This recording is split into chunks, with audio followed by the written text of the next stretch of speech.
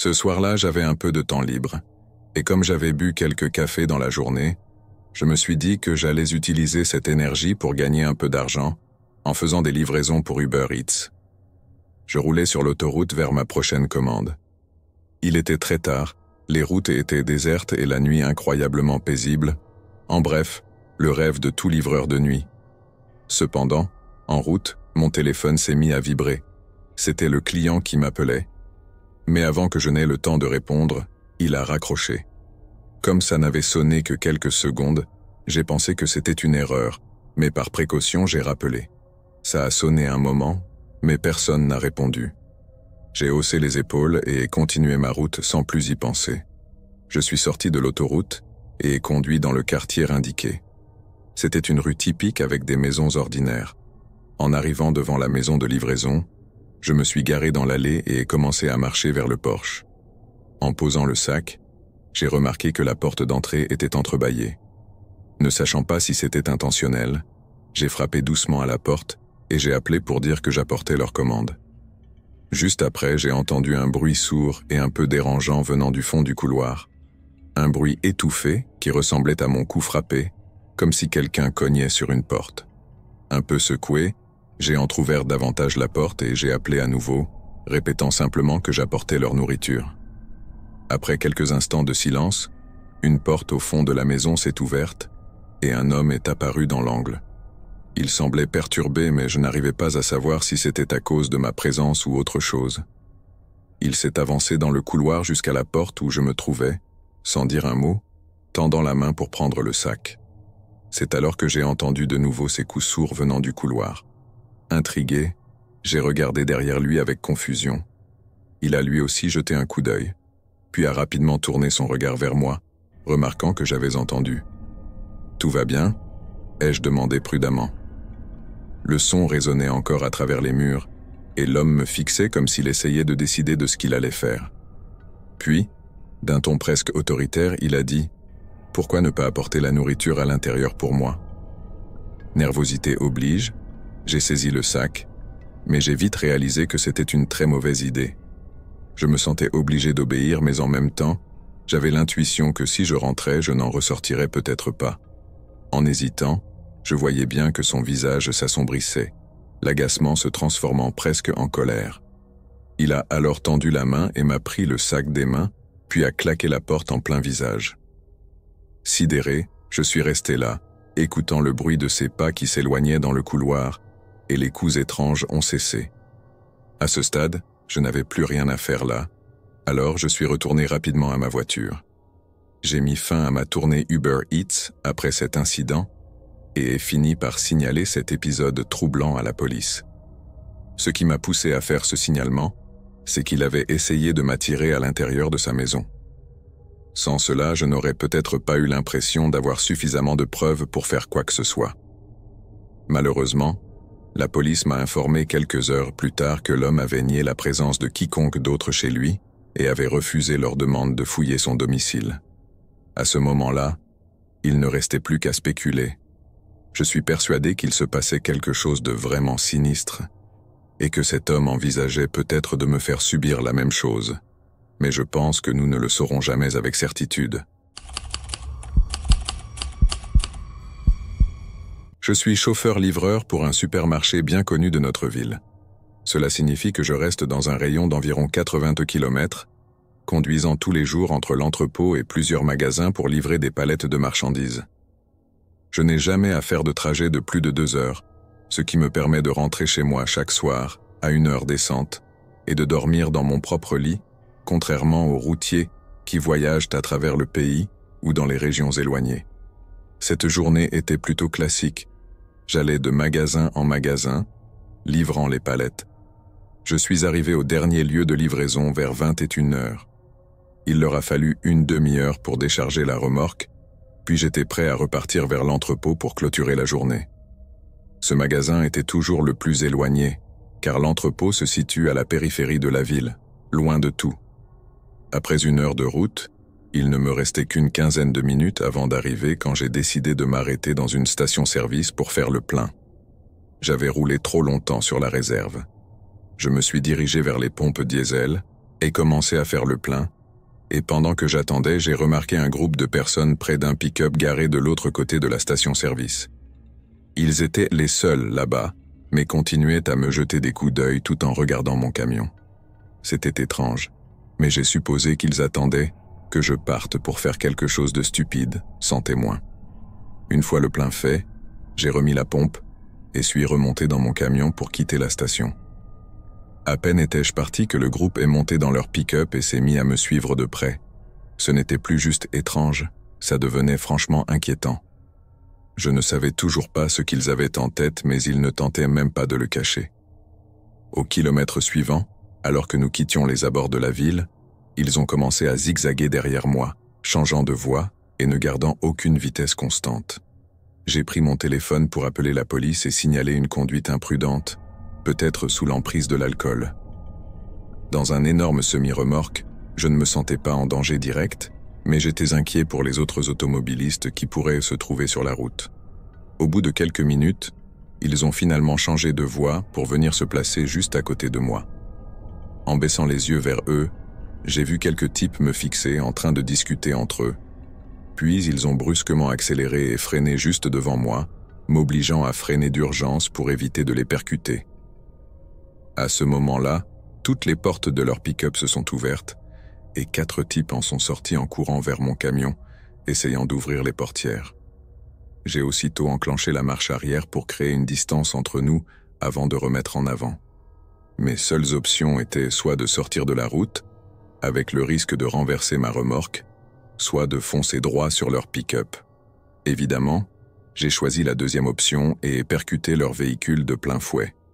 Les 4 gars se sont écartés de la route juste avant l'impact, et 30 secondes plus tard, j'étais loin. En arrivant à l'entrepôt, la police était déjà sur place. Ils avaient retrouvé le pick-up sur le bord de la route avec les 4 hommes toujours à côté. D'après l'agent, ils étaient tous ivres et refusaient de coopérer ou d'expliquer ce qu'ils faisaient là. Quelle que fût leur intention, il était assez effrayant d'avoir 4 gars ivres et agressifs essayant de s'introduire dans mon camion.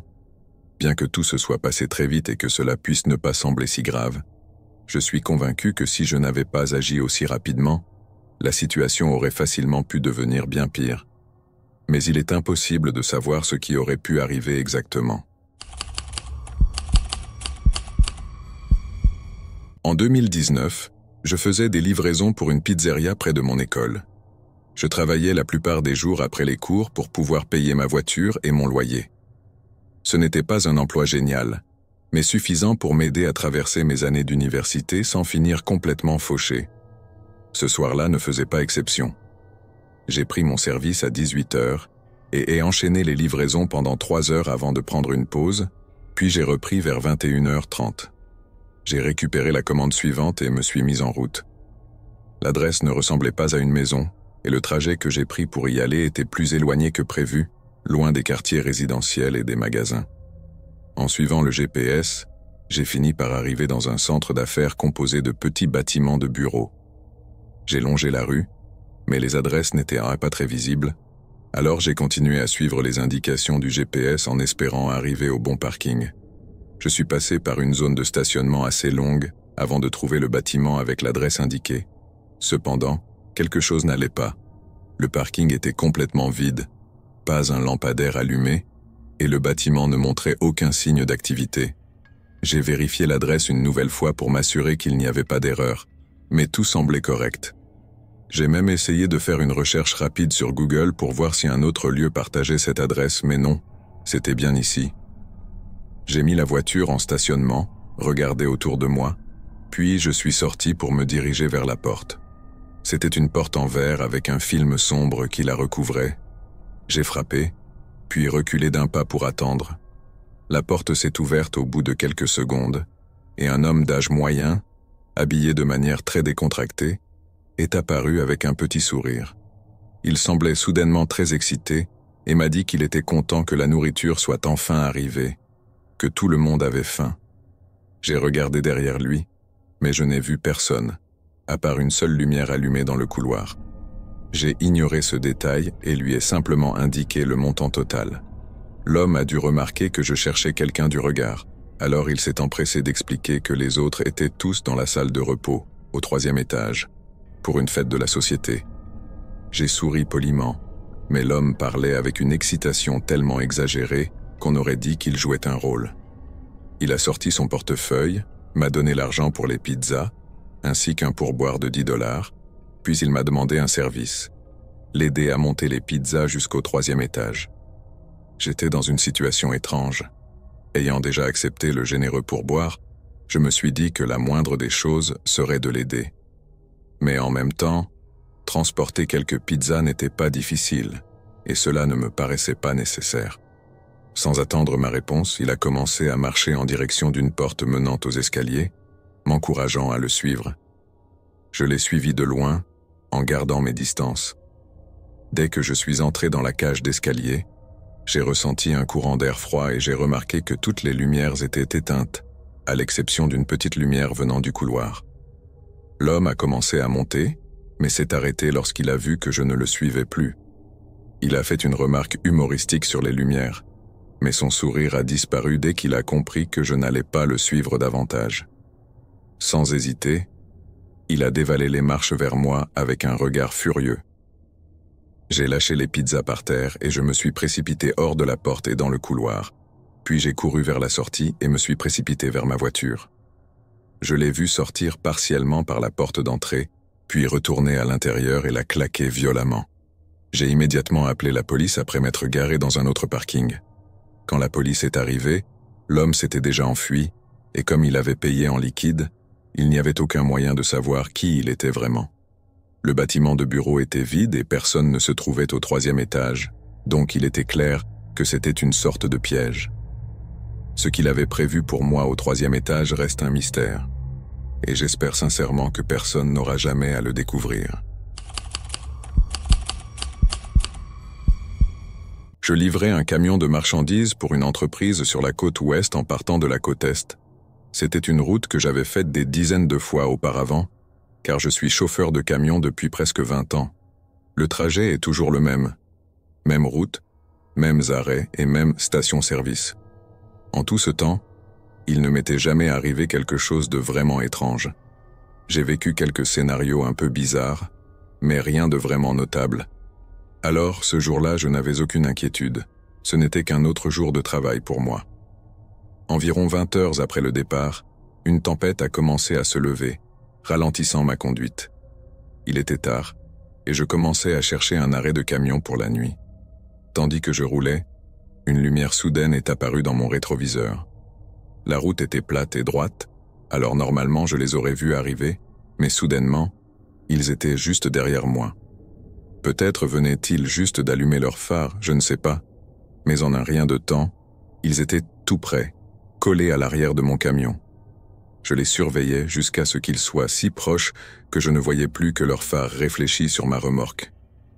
Puis leurs phares se sont éteints. J'ai maintenu ma vitesse, continuant à vérifier mes rétroviseurs pour voir s'ils étaient toujours là, mais il était impossible de le savoir. Éteindre ces phares en pleine tempête était complètement insensé, et me coller de si près était tout aussi déroutant. Heureusement, un panneau indiquait qu'un arrêt de camion se trouvait à seulement 8 km, ce qui me rassurait un peu, car je pourrais échapper à cette situation étrange. En tant que camionneur, on ne peut s'empêcher de penser à la possibilité d'une tentative de vol, surtout quand on se trouve seul sur la route en pleine nuit. Pour les derniers kilomètres, je n'ai vu aucun signe d'eux derrière moi, mais je restais nerveux, car je n'avais aucun moyen de savoir s'ils étaient repartis. Finalement, je suis arrivé à l'arrêt de camion. J'ai tenté de regarder dans mes rétroviseurs pour voir s'ils m'avaient suivi, mais avec la pluie et le manque d'éclairage, c'était vraiment difficile à dire. La station était presque vide, à part quelques camions en train de faire le plein. Je me suis garé sur le côté et j'ai pris quelques instants pour me détendre et organiser mes affaires. J'ai ouvert la porte de ma cabine, me penchant sous la pluie pour observer autour de la remorque. En quelques secondes, j'étais trempé mais je ne voyais aucune voiture derrière moi. Je me suis senti un peu soulagé, alors j'ai fermé la porte, pris mon oreiller et ma couverture du siège passager, verrouillé les portes, éteint le moteur et essayé de dormir un peu. Le bruit de la pluie sur le toit métallique m'a facilité le sommeil, couvrant tous les sons des autres camions qui entraient et sortaient de la station. Quand je me suis réveillé, j'ai eu l'impression de n'avoir dormi que quelques minutes. Il faisait encore sombre, et la tempête semblait même s'être intensifiée. Avant que je ne puisse vérifier mes rétroviseurs, un bruit sourd a secoué tout le camion. J'ai ouvert grand les yeux, attrapant la poignée de la porte et l'ouvrant pour regarder derrière la remorque. À travers la pluie, je pouvais à peine distinguer les contours d'une voiture avec ses phares éteints et deux hommes s'affairaient devant. Terrifié, j'ai hésité à sortir pour les affronter. Alors que je restais là, hésitant, la porte s'est soudain refermée brusquement contre moi, me poussant en arrière sur le siège. Un autre homme était dehors, me criant de rester là où j'étais avant de refermer violemment la porte à nouveau. Sa main droite était cachée dans sa capuche, et avec deux autres hommes derrière le camion, je n'étais en position d'essayer absolument rien. Je sentais le camion trembler tandis que je restais assis, figé, sous le regard insistant de l'homme juste derrière ma fenêtre, surveillant le moindre de mes mouvements sans détourner les yeux une seule seconde. Cela a duré quelques minutes avant qu'ils ne retournent soudainement à leur voiture et ne s'en aillent. J'étais encore sous le choc en les regardant disparaître sur la route. J'ai appelé la police et fait un rapport, mais aucune information n'a jamais été trouvée concernant ces hommes. Tout ce que je sais, c'est que si j'avais été un peu moins sur mes gardes, et que j'avais simplement essayé de m'en aller dès que je les ai aperçus, il est probable que je ne m'en serais pas sorti aussi indemne. J'ai travaillé chez Papa John's pendant 2 ans, à la fin du lycée et au début de mes études universitaires. Je livrais des pizzas et parfois, j'aidais au ménage et à diverses tâches dans le restaurant, car je faisais des heures de nuit. C'était mon quart habituel de 16h à 1h du matin un jour de semaine calme. Vers 22h, nous ne recevions plus de commandes, alors nous avons commencé à nettoyer et à préparer la fermeture pour pouvoir partir à 23h. Mais à 22h45, le téléphone de la boutique a sonné. J'ai laissé mon responsable répondre, et en l'entendant parler, j'ai compris que quelqu'un passait une commande. Même si mon service se terminait dans 15 minutes, je devais tout de même livrer cette commande, ce qui m'a visiblement agacé. J'ai attendu que la pizza soit prête, puis je suis parti juste avant 23h. L'adresse n'était pas très loin, à peine à une dizaine de minutes, mais en arrivant sur place, j'étais un peu confus. Il y avait une longue allée s'enfonçant dans les arbres, mais on ne voyait aucune maison ni lumière au bout. J'ai regardé la carte en zoomant, et j'ai vu qu'il y avait bien une maison, mais elle était vraiment reculée. J'ai pris l'allée et allumé mes feux de route. Après la première portion qui reliait la route principale, le chemin est devenu un sentier de gravier difficile à suivre, très étroit, avec les arbres qui poussaient juste sur les côtés. Finalement, il s'est ouvert sur un petit champ au bout duquel se trouvait une vieille maison en bois. C'était trop grand pour être une simple cabane, mais cela donnait bien cette ambiance de cabane au milieu des bois.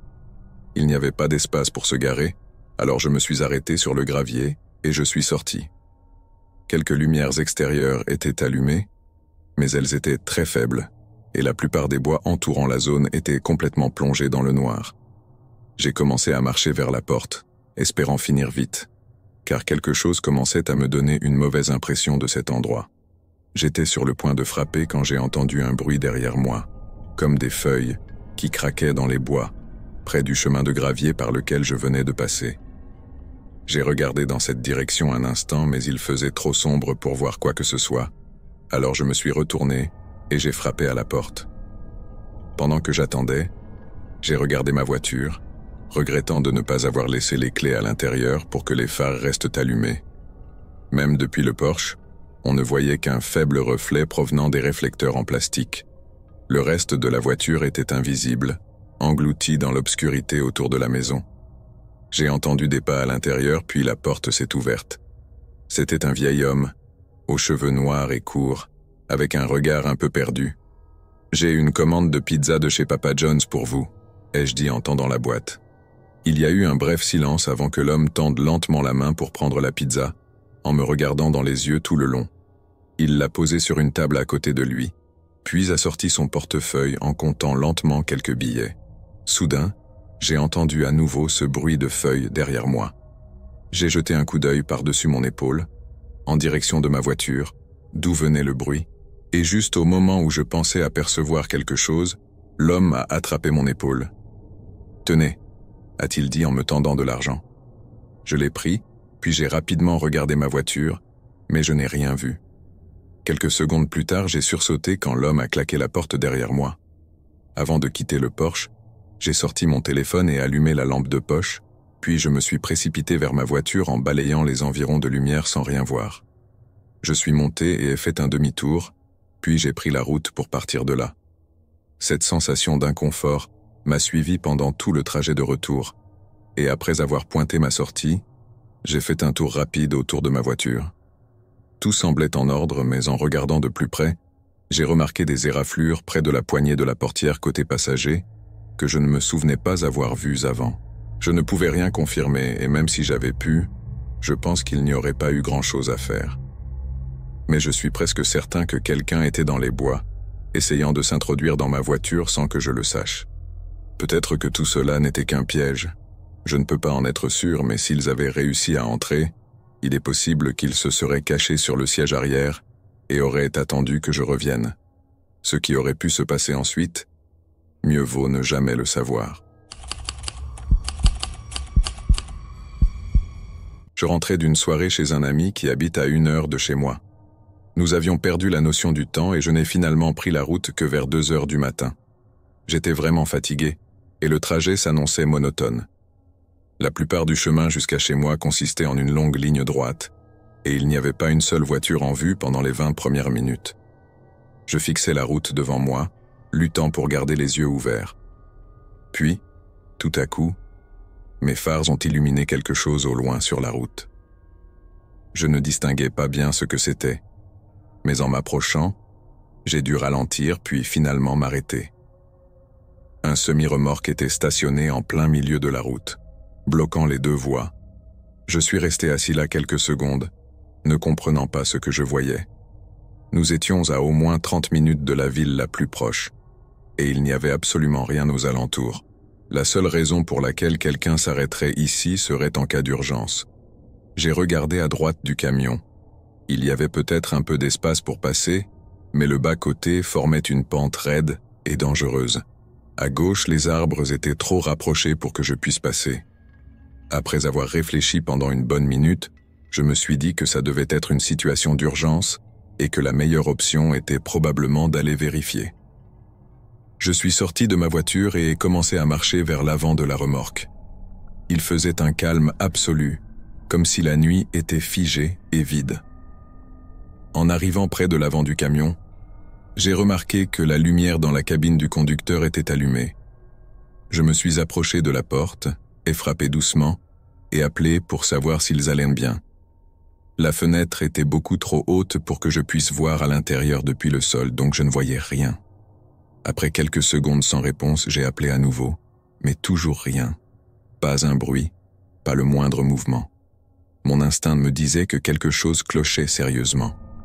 J'ai regardé devant moi sur la route puis derrière, ne voyant rien d'autre que le brouillard à l'horizon, me rappelant combien j'étais isolé.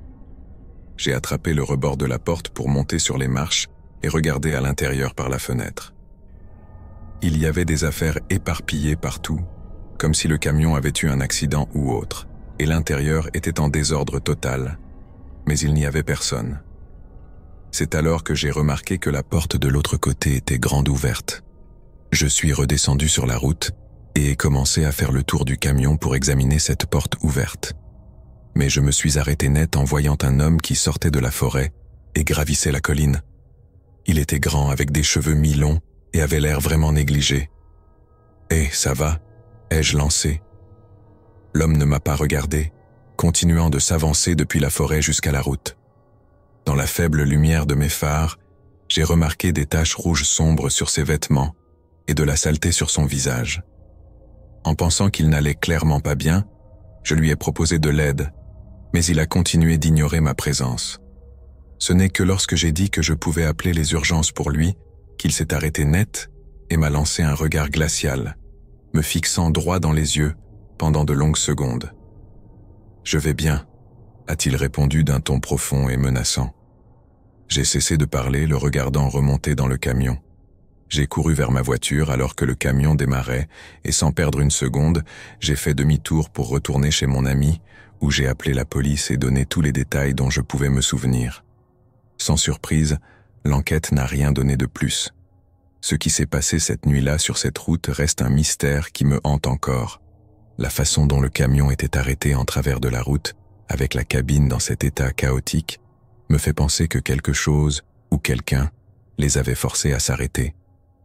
Ce qui s'est passé ensuite reste sujet à débat, mais l'homme que j'ai vu n'était probablement pas le chauffeur d'origine, et je pense que nous devinons tous ce qui a pu se produire dans la forêt en contrebas. Je travaille pour mon père dans sa petite entreprise de construction. Il gère un dépôt et un entrepôt remplis de matériaux, en plus de superviser les chantiers sur lesquels ses ouvriers sont affectés. À l'époque, j'avais seulement 17 ans, et mon rôle consistait surtout à être un homme à tout faire. Je devais transporter des matériaux d'un endroit à l'autre et aller chercher tout ce qui était nécessaire. Pour certains travaux, les matériaux devaient arriver avant les ouvriers, afin qu'ils puissent commencer à travailler dès leur arrivée le matin. Cela signifiait que lors des semaines très chargées, je devais parfois commencer à travailler très tôt, vers 2 ou 3 heures du matin, pour m'assurer de livrer tout en temps voulu. Cela n'arrivait qu'en été, quand je n'avais pas école, donc je n'avais aucune excuse pour refuser de travailler. En réalité, j'aimais faire les livraisons tôt, car c'était calme, et je n'avais personne pour me donner des ordres.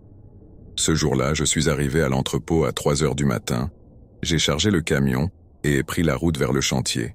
Il s'agissait d'une réparation sur un vieux bâtiment, probablement abandonné, à la lisière de notre ville. En arrivant, j'ai remarqué un camion garé juste devant, sans phares allumés, et il ne semblait y avoir personne autour. C'était bien trop tôt pour que quiconque soit déjà en train de travailler. Donc je ne m'attendais pas à voir une voiture ici. J'ai garé mon camion, suis sorti et me suis approché de l'autre véhicule. Ce n'était pas un camion de l'entreprise et ses vitres étaient teintées, donc je ne pouvais rien voir à l'intérieur. J'ai regardé vers le bâtiment pour voir si quelqu'un s'y trouvait et ai appelé, mais personne n'a répondu. Me sentant un peu mal à l'aise, j'ai sorti mon téléphone et appelé mon père. Ça a sonné un moment avant de tomber sur la messagerie. Pensant que c'était peut-être simplement le véhicule personnel d'un ouvrier, j'ai décidé de retourner à mon camion et de commencer à décharger les matériaux. Cela m'a pris environ 1 heure, puis je suis remonté dans mon camion pour repartir. En quittant les lieux, j'ai regardé dans le rétroviseur et soudain, les phares du camion se sont allumés. J'ai freiné brusquement sur le côté de la route et j'ai observé pendant que le camion reculait. Quelqu'un se trouvait là tout ce temps.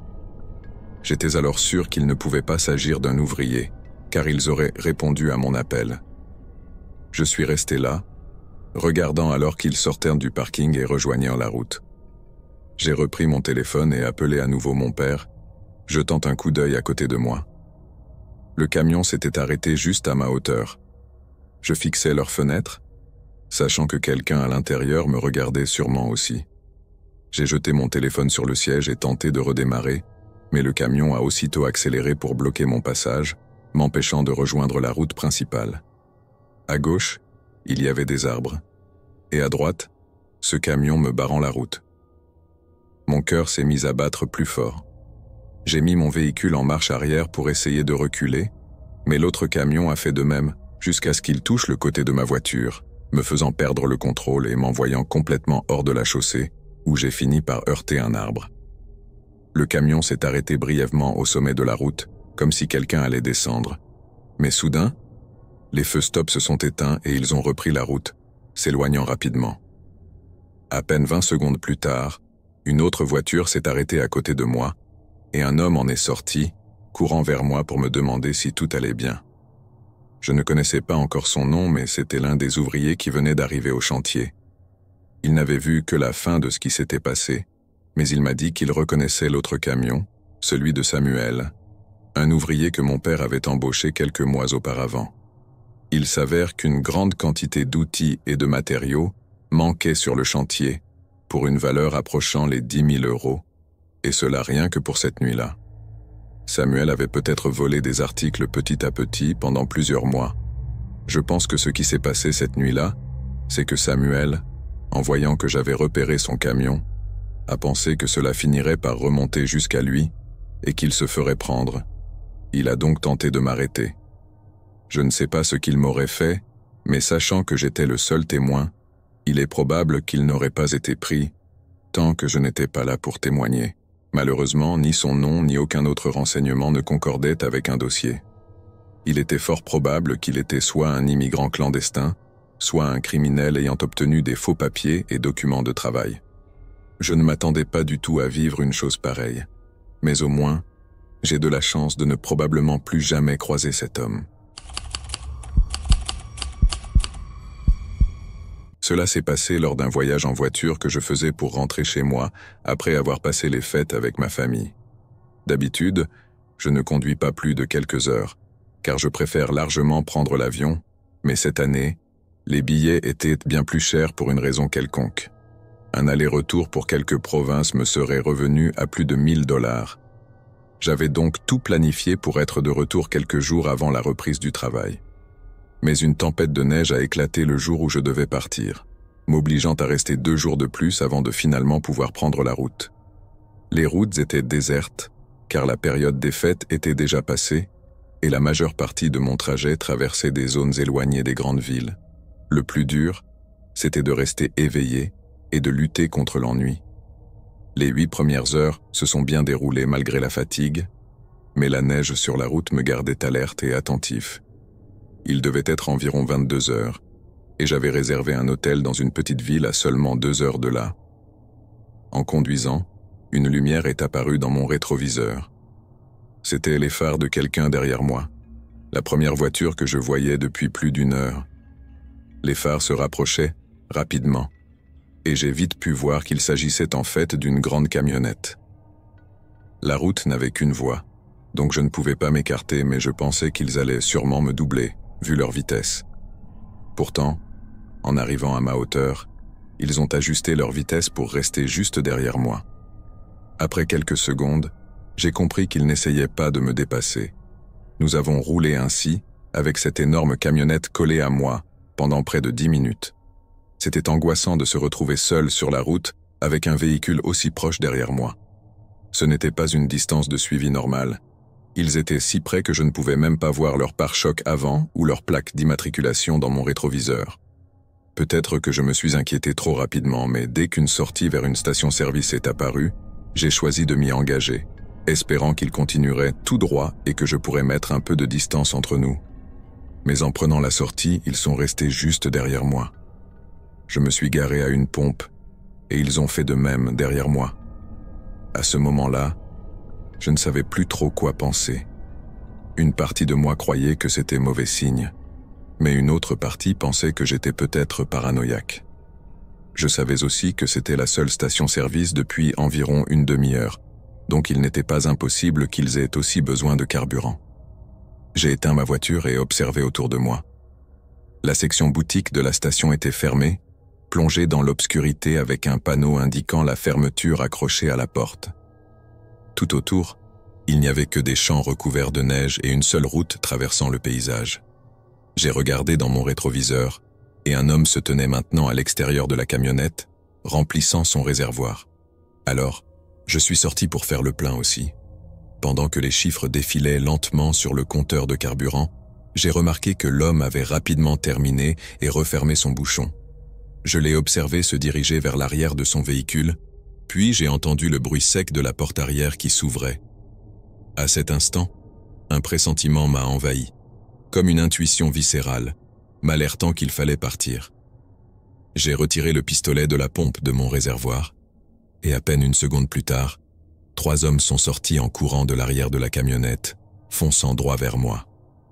J'ai laissé tomber la pompe au sol et me suis précipité dans ma voiture, verrouillant les portes, juste au moment où l'un d'eux saisissait la poignée et tentait de l'ouvrir. Tremblant de tout mon corps, j'ai démarré aussi vite que possible. Les 3 hommes ont alors contourné ma voiture, essayant chaque porte, puis ils ont immédiatement couru vers leur camionnette avant même que je n'ai eu le temps de m'éloigner. Une fois partis, je les ai vus partir dans la direction opposée, sur le même chemin d'où nous venions. J'ai appelé la police dès que je me suis senti en sécurité, mais je n'ai jamais eu de nouvelles ni de suivi sur l'incident, comme s'il n'avait jamais investigué.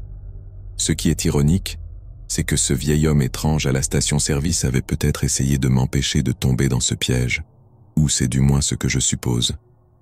Quoi qu'il en soit, j'ai eu une chance incroyable de m'en sortir indemne.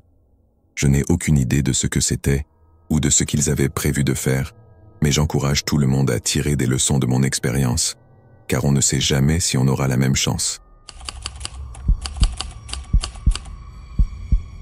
C'était un vendredi typique après mes cours universitaires, et je passais la soirée à faire des livraisons avec Uber Eats pour gagner un peu d'argent et couvrir mes dépenses de vie sur le campus. Ma routine était bien établie, car je travaillais souvent les week-ends pour m'assurer de pouvoir subvenir à mes besoins. La soirée avait bien commencé. J'avais livré beaucoup de commandes et gagné une belle somme. Mais après le grand coup de feu des commandes de dîner, tout s'était calmé. Les nouvelles commandes étaient rares, et les rares qui arrivaient n'étaient pas assez rentables pour que ça vaille le coup. Après 1 heure à tourner sans but dans les environs, une commande est arrivée, cette fois-ci intéressante. Elle était à une 12aine de kilomètres de moi, et le paiement en valait la peine. Rien d'extraordinaire, mais suffisamment pour que cela reste honnête. J'ai donc accepté la commande, couru dans le restaurant pour récupérer le sac, et repris la route. D'après le GPS, j'avais environ 30 minutes de trajet, ce qui en faisait la commande la plus éloignée que j'avais eue jusque-là. La plupart des maisons se trouvaient généralement autour du campus, car au-delà de 15 ou 20 minutes, il n'y avait que des champs déserts. Aux alentours de la 20e minute de trajet, c'est effectivement ce que j'ai commencé à voir. Presque aucune habitation, juste de vastes étendues de champs et de terres agricoles. Les 10 dernières minutes se sont déroulées sur cette route vide longeant des fermes. Finalement, j'ai trouvé la maison. Un chemin de terre reliait la route au fond d'un grand champ, où se dressait une petite maison en bois. Traverser ce champ pour y parvenir avait quelque chose de dérangeant, même si je ne suis pas du genre à m'inquiéter sans raison. Mais là, c'était différent. Plus je m'éloignais de la route, plus le silence devenait lourd. Le seul bruit était celui de mon moteur sur le chemin de terre. J'ai garé la voiture devant la maison, pris le sac, et, laissant le moteur allumé, je suis sorti. La nuit était silencieuse. La maison dans l'obscurité, à l'exception d'une faible lumière sur le porche qui éclairait vaguement l'extérieur. En traversant l'herbe non taillée, je suis monté sur le porche et ai frappé à la porte. En attendant, je regardais en arrière vers ma voiture, assise dans l'ombre avec le champ obscur qui s'étendait derrière elle. Un moment s'est écoulé sans réponse. J'ai frappé à nouveau, mais personne ne semblait être à l'intérieur. Très vite, je me suis rendu compte de l'étrangeté de la situation. Aucune lumière n'était allumée dans les fenêtres et la maison paraissait délabrée en la voyant de près. La seule chose qui me faisait penser que la maison n'était pas abandonnée, c'était la commande à cette adresse et la lumière sur le porche. Je me suis mis à observer cette lumière, me demandant pourquoi c'était la seule allumée. Puis, par hasard, j'ai reconnu le type d'ampoule. Une simple lampe solaire équipée d'une batterie bon marché qui se recharge le jour et s'allume automatiquement le soir, sans qu'il y ait besoin de quelqu'un pour l'allumer. Juste au moment où je commençais à assembler ces éléments dans ma tête, j'ai entendu un bruit sourd derrière moi. En me retournant, j'ai vu une voiture descendre le chemin de terre et se garer juste derrière la mienne. J'ai fixé ses phares jusqu'à ce qu'un homme sorte du véhicule. Depuis le porche, j'ai crié pour lui demander s'il avait commandé la pizza, mais il ne m'a pas répondu. Il est resté à côté de sa voiture, sans bouger ni parler. Mon adrénaline a grimpé d'un coup alors que je commençais à comprendre l'horreur probable de la situation. Le silence de la nuit me rappelait que personne ne viendrait m'aider. Je me suis retrouvé coincé dans ce champ, entre une maison vide et un inconnu. Par un réflexe instinctif, j'ai lâché le sac et je me suis mis à courir, passant derrière la maison pour me diriger vers le champ. En jetant un coup d'œil derrière moi, j'ai vu l'homme qui me suivait. J'ai continué de courir, et plus je m'éloignais, plus l'herbe devenait haute et dense, jusqu'à m'enfermer et bloquer toute vue autour de moi. À ce moment-là, j'ai compris qu'il ne pourrait plus me suivre. Je me suis arrêté pour reprendre mon souffle, avançant prudemment à travers les cultures, en essayant de faire le moins de bruit possible au cas où l'homme essaierait encore de me retrouver. Finalement, j'ai débouché dans la cour d'une autre maison, d'où j'ai pu atteindre une route avec suffisamment de réseau pour appeler de l'aide. La police est venue me récupérer et a inspecté ma voiture, mais l'homme avait disparu. Ce qui m'a surpris, c'est que ma voiture n'avait pas été fouillée et que le sac de nourriture était toujours sur le porche de la maison abandonnée. Cela ne pouvait signifier qu'une chose. Cet homme avait probablement d'autres intentions, bien plus inquiétantes que de simplement me voler. Cela s'est passé quand j'avais 18 ans, lors d'un voyage en voiture depuis ma ville natale jusqu'à mon nouvel établissement universitaire. J'avais entassé toutes mes affaires dans le coffre et sur les sièges arrière de mon petit SUV bon marché. C'était non seulement mon premier long trajet seul, mais également la première fois que j'allais être éloigné de ma famille pour une longue période, alors j'étais assez nerveux. D'après le trajet indiqué, il y avait environ 900 km que j'ai répartis sur 2 jours de conduite. J'avais suivi l'itinéraire proposé par mon GPS, qui estimait mon arrivée à l'hôtel vers 11 heures du soir, mais avec la circulation, les arrêts pour l'essence et pour manger, je savais bien que j'y arriverais sans doute beaucoup plus tard. Vers 19 heures, le soleil s'était complètement couché et la plupart des voitures avaient disparu. De temps en temps, une voiture passait et ses phares s'éteignaient lentement à l'horizon devant moi, mais dans l'ensemble, j'étais seul sur la route, ce qui rendait le trajet monotone et m'ennuyait terriblement. Aux alentours de 22 heures, j'ai décidé de m'arrêter à la prochaine station-service avant de parcourir le dernier tronçon de route. 10 minutes plus tard, je suis sorti de l'autoroute et me suis dirigé vers une station. Ce n'était pas une ville ni même un village, c'était littéralement juste une station avec quelques pompes et un petit magasin de dépannage. Je n'ai vu aucune autre voiture sur la route, ni sur le parking, et même pas de lumière provenant d'éventuelles maisons ou bâtiments au loin. J'ai donc garé ma voiture près de la pompe et je suis sorti pour commencer à faire le plein. En regardant autour de moi, j'ai failli sursauter en voyant un homme s'approcher de moi. En comparaison, il semblait bien plus âgé, probablement dans la cinquantaine, et honnêtement, il avait l'air sans abri. Quoi qu'il en soit, me faire aborder ici, au milieu de nulle part, n'était pas du tout ce à quoi je m'attendais, et son sourire peu rassurant ne m'aidait pas à me sentir plus en sécurité. « Vous avez besoin de quelque chose ?» ai-je demandé, espérant qu'il ne s'approcherait pas davantage. L'homme s'est arrêté à quelques mètres de ma voiture, a jeté un coup d'œil autour de lui, presque avec prudence, avant de répondre « Prends la sortie pour retourner sur l'autoroute. » Je l'ai regardé, un peu perplexe, me demandant si j'avais bien compris. Il a montré du doigt l'endroit d'où j'étais arrivé et a répété « Prends la sortie pour retourner sur l'autoroute. » Après un instant, j'ai répondu « D'accord », et l'homme est parti. Je restais pourtant confus, car la sortie d'où je venais était en sens unique. Donc, d'après sa logique, il voulait que je conduise en contresens pour faire demi-tour et reprendre l'autoroute. Cela n'avait aucun sens. Je me suis retourné vers l'entrée, celle par laquelle j'étais censé repartir, et je ne voyais aucun signe de travaux ou d'obstruction, juste une rampe d'accès vide qui retournait vers l'autoroute. J'ai remis le pistolet à essence, et en remontant dans ma voiture, j'ai jeté un coup d'œil vers l'homme qui était maintenant assis près du petit magasin. Plus j'y pensais, plus cet homme me semblait louche, juste assis là à dire des choses sans queue ni tête. J'ai pensé que cela pouvait être un piège, alors j'ai suivi mon instinct. Je suis sorti du parking et me suis dirigé vers l'entrée de l'autoroute. Alors que je m'engageais, je me suis aperçu que presque tous les lampadaires étaient éteints. J'ai ralenti, pensant que c'était peut-être une zone de travaux ou quelque chose du genre, et je suis resté attentif à la route devant moi, prêt à être prudent. Mais alors que je parcourais cette route sombre, j'ai soudain aperçu, à ma gauche, la silhouette furtive d'une personne avant qu'un pick-up ne surgisse de nulle part et ne s'arrête juste devant ma voiture. Toutes les portes du pick-up se sont ouvertes, et 4 hommes en ont jailli, courant vers ma voiture et brandissant toutes sortes d'armes, des battes métalliques, des machettes, des couteaux, et sans rien pour couvrir leur visage. Ils avaient une expression vide, comme s'ils ne ressentaient rien de ce qu'ils faisaient.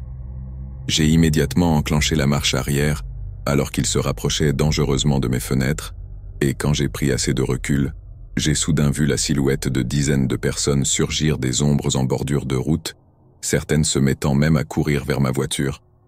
Je suis parti en marche arrière à toute vitesse, aussi vite que j'ai pu, puis j'ai tourné brusquement et j'ai accéléré pour m'échapper. Quand je me suis enfin senti en sécurité, j'ai appelé la police, mais pour une raison quelconque, je n'ai jamais reçu de rappel ni de mise à jour sur l'incident, comme s'ils n'avaient même pas vérifié. Ironiquement, c'est pourtant le vieil homme étrange de la station-service qui a essayé de m'empêcher de me retrouver au milieu de ce piège. Ou du moins, c'est ce que je suppose. Quoi qu'il en soit, j'ai eu une chance incroyable de m'en sortir sain et sauf, car je n'ai aucune idée de ce que c'était ou de ce qu'il comptait faire. À l'époque où j'étais encore au lycée, je faisais des livraisons de plats chinois pour un restaurant local. J'étais jeune, et ce job n'était qu'une occupation temporaire, que je comptais garder pendant 1 an ou 2, pas plus. C'était un travail typique pour un premier emploi dans la restauration ou le commerce de détail. Certains jours étaient lents et ennuyeux, d'autres intenses et stressants. Mais en tant que livreur, j'étais toujours reconnaissant de ne pas avoir à rester dans le restaurant pour gérer les clients. Ce soir-là, je commençais ma tournée à 18h. C'était un vendredi, donc je faisais une longue journée jusqu'à minuit. Dès que j'ai pointé, j'ai enchaîné les livraisons sans pause pendant les 2 premières heures. Vers 20h, le rythme a commencé à ralentir, mais il me restait encore quelques commandes à livrer avant ma pause. J'ai alors pris les 3 prochaines commandes pour les livrer avant 21h. La première adresse n'était pas loin, mais les 2 autres étaient un peu plus éloignées, ce qui n'était pas rare dans notre ville, qui était assez étendue. Je suis arrivé à la 2e maison, j'ai déposé la commande, puis j'ai pris la route pour la dernière livraison. Elle se trouvait à une dizaine de minutes d'où j'étais, et cette commande n'était pas encore payée.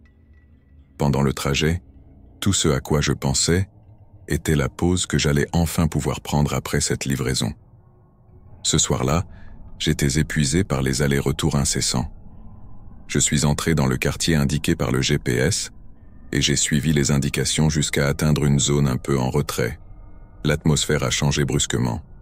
J'ai tourné dans une rue étroite avec un vieux bitume craquelé et parsemé de nids de poules. Des petites maisons à peine visibles étaient éparpillées sur les côtés, cachées par des buissons épais et des pelouses non entretenues. Quand le GPS m'a dit que j'étais arrivé, j'ai arrêté la voiture, mais je ne voyais aucune maison. J'ai allumé mes phares, et au loin, j'ai pu distinguer les contours d'une petite maison reculée par rapport à la route. J'ai remarqué que la maison avait un chemin d'accès, mais il était envahi par des lianes et des herbes hautes, et je n'aurais jamais pu le voir si je n'avais pas aperçu la maison avant. Sachant que je ne pourrais pas y conduire, j'ai garé la voiture et j'ai pris le sac, puis j'ai commencé à avancer sur ce chemin envahi. Je n'en revenais pas qu'on puisse laisser une allée se détériorer à ce point. En m'approchant, je pouvais voir un peu mieux la maison. Elle était petite, un peu comme une caravane, et dans un état aussi délabré que l'allée. Des lianes recouvraient les fenêtres, et des buissons tapissaient chaque centimètre de cette maison presque en ruine. En arrivant à la porte d'entrée, j'ai senti que quelque chose n'allait pas. J'en étais certain, mais j'étais simplement un gamin avec son premier emploi, inquiet à l'idée de le perdre. Alors, j'ai ignoré mon instinct et frappé à la porte. Presque immédiatement, j'ai entendu des pas se rapprocher. Puis, la porte s'est ouverte, révélant une jeune femme derrière. D'abord, dans la lumière tamisée, elle semblait tout à fait normale, et j'ai ressenti un immense soulagement. Mais il ne m'a fallu que quelques secondes de plus pour réaliser qu'elle n'était pas du tout à sa place dans cette maison en ruine. Il n'y avait aucune logique à ce qu'elle soit si bien habillée et soignée dans cet endroit délabré. Alors que je me posais toutes ces questions, elle a ouvert la porte moustiquaire et m'a dit d'entrer, avec un ton étrangement calme et invitant. À ce moment-là, j'ai eu un frisson et j'ai reculé de quelques pas, décidé à partir immédiatement. Je me suis retourné, et juste après avoir commencé à m'éloigner, j'ai entendu un bruit sourd venant du côté de la maison. En regardant, j'ai vu 2 hommes qui surgissaient de derrière la maison et couraient à travers les buissons vers moi. J'ai tout lâché et j'ai commencé à courir. J'ai fait tout mon possible pour traverser les hautes herbes et les lianes, mais juste en atteignant la fin de l'allée, j'ai trébuché et suis tombé. Je me suis relevé rapidement en entendant leurs pas se rapprocher de moi. Je n'ai même pas osé me retourner en courant droit vers ma voiture. J'ai démarré, et aussitôt les hommes se sont arrêtés et sont retournés là d'où ils venaient. Tout mon corps tremblait encore à cause de l'adrénaline quand j'ai fait demi-tour et quitté les lieux en vitesse. Bien sûr, j'ai informé mon patron de ce qui s'était passé et il m'a conseillé de contacter la police pour signaler l'incident. J'étais soulagé de voir qu'il se souciait plus de ma sécurité que de la commande. En repensant à tout cela, cela aurait été terrible s'il en avait été autrement. La police m'a interrogé ainsi que mon patron, et ils ont mené une enquête complète sans jamais retrouver personne. La propriété sur laquelle je me trouvais appartenait en fait à l'État, et le panneau de propriété privée, au début de la route, avait été arraché et jeté dans les hautes herbes. Leurs intentions restent inconnues, mais la réponse la plus évidente est probablement la bonne. J'espère juste que personne d'autre n'aura jamais à vivre ce que j'ai vécu, ou que, s'ils le font, ils auront la même chance que moi de s'en sortir. Depuis mon plus jeune âge, mes parents ont dépensé beaucoup d'énergie pour s'assurer que, peu importe mon genre, personne ne pourrait m'empêcher d'atteindre mes objectifs. Ils me disaient souvent que si je travaillais dur, cela suffirait pour aller là où je voulais, et que dans les rares occasions où d'autres humains tenteraient de barrer la route à mes rêves à cause de mon sexe, mon éthique de travail acharnée assurerait ma victoire ultime sur leur petite mesquinerie. Et, croyez-le ou non pour la plupart, leurs affirmations ringardes se sont révélées vraies. Je suis convaincu qu'à l'époque où nous vivons, réussir par mes propres moyens a été la norme, et je ne peux qu'en être ravi. Même si j'ai entendu des histoires et été témoin de quelques situations où d'autres femmes ont été freinées simplement à cause de leur genre, moi-même, je n'avais jamais été victime de ce genre de comportement. Du moins, c'était le cas jusqu'à il y a 6 mois, lorsque j'ai commencé ma nouvelle carrière dans la sécurité. Mes journées de travail sont devenues une suite de remarques dévalorisantes et d'insinuations sexuelles. Je sais bien qu'autrefois, dans ce pays, il était accepté qu'une femme dans un métier dominé par des hommes soit traitée comme un objet. Cependant, nous sommes maintenant au XXIe siècle, et j'étais persuadé que ce genre de comportement avait disparu avec la génération de mes grands-parents. Mais il semblait que j'étais remonté dans le temps, dans un endroit où ce genre de traitement était encouragé. À cause de cela, je me suis récemment retrouvé dans une situation où j'allais découvrir ce que dire non à ce genre d'homme entraînait et à quel point il détestait ce mot. Je venais tout juste de sortir d'un mariage de 4 ans et je me suis retrouvé dans une situation que je n'avais jamais connue, devoir subvenir à mes propres besoins. Bien que j'ai fait des études et obtenu un diplôme en éducation secondaire, j'ai épousé mon mari juste après la fac. Lui étant un médecin établi, il n'était pas nécessaire que je travaille immédiatement. Nous avions prévu d'avoir 2 enfants, et je resterai à la maison avec eux jusqu'à ce qu'ils commencent l'école, puis je travaillerai. Je suis consciente que cela peut sembler un peu vieux jeu, mais aucun de nous ne voulait que des étrangers élèvent nos enfants. Malheureusement, nous n'avons jamais pu en avoir, et cette réalité a rapidement détruit notre mariage. Résigné à mon sort, j'ai choisi un nouveau chemin, et j'ai avancé, impatiente d'entamer un nouveau chapitre de ma vie. Ma première mission dans la compagnie était dans un centre commercial récemment construit, non loin de chez moi. Comme vous pouvez l'imaginer, être une flic de centre commercial n'est pas exactement un travail lucratif, mais je l'ai fait quand même. Au début, je pensais que mon plus gros problème serait les voleurs à l'étalage, mais il est rapidement devenu clair que mes collègues seraient bien pires. Pas un jour ne passait sans qu'un des gardes masculins ne me demande de sortir ou me drague. Ayant tout juste quitté une relation malheureuse, je n'étais pas pressé de me remettre en jeu. Avec le temps, ils ont tous compris le message, sauf un. Il s'appelait Ethan, et malgré le nombre incalculable de fois où je l'ai repoussé, il ne semblait jamais perdre espoir. Même s'il n'était jamais agressif dans ses avances, je craignais que son adoration ne se transforme en obsession, ce qui me terrifiait. Après des mois à supporter son attention non désirée, je me suis finalement adressé à mon patron, mais je n'ai pas reçu la réaction à laquelle je m'attendais. « Tu devrais être contente que quelqu'un t'invite à sortir. Tu n'es pas exactement la plus jolie fille, tu sais. » J'étais tellement choqué qu'il ait dit ça que je suis parti sans ajouter un mot. Il était évident que je n'obtiendrais aucune aide de sa part. Peu de temps après, ma plus grande peur est devenue réalité. Une voiture que je ne reconnaissais pas a commencé à apparaître de l'autre côté de la rue de chez moi. Ayant sympathisé avec mes voisins dès mon arrivée, je savais que cette voiture ne leur appartenait pas. Pour être sûr que je n'étais pas paranoïaque, je suis allé de porte en porte pour leur demander s'ils savaient à qui appartenait la voiture, mais aucun d'eux ne la connaissait. C'est aussi à cette époque qu'Ethan a arrêté de me parler au travail. À part pour des questions liées au travail, il ne m'adressait plus du tout la parole. À l'époque, je pensais que c'était parce que mon patron lui avait parlé, mais avec le recul, je n'arrive pas à croire que je n'ai pas fait le lien entre les deux situations. Mais je suis encore relativement jeune, donc je vais sûrement encore faire des erreurs. Une fois que j'ai remarqué la voiture stationnée devant chez moi plus de 5 fois, j'ai explosé de rage et je suis allé confronter le conducteur. Évidemment, il a pris la fuite avant que je puisse l'atteindre. Finalement, j'ai déposé une plainte auprès de la police. Je savais bien qu'il ne pourrait rien faire, mais je voulais au moins commencer à accumuler des preuves pour qu'il soit plus facile d'obtenir une ordonnance restrictive si jamais je découvrais l'identité du conducteur. Au bout de 6 mois de travail, j'avais pris la décision de recommencer à sortir. J'avais croisé un ancien ami de lycée, qui était maintenant flic en ville, et certaines choses au travail commençaient à s'améliorer. Je n'avais pas l'intention de mentionner Ethan, et le conducteur mystérieux était la dernière chose à laquelle je pensais. La soirée se passait tellement bien que j'ai invité mon rencard chez moi pour regarder un film. En arrivant dans l'allée de ma maison, tout semblait calme. Mais à peine avions-nous atteint la porte d'entrée que la fameuse voiture est réapparue à son endroit habituel.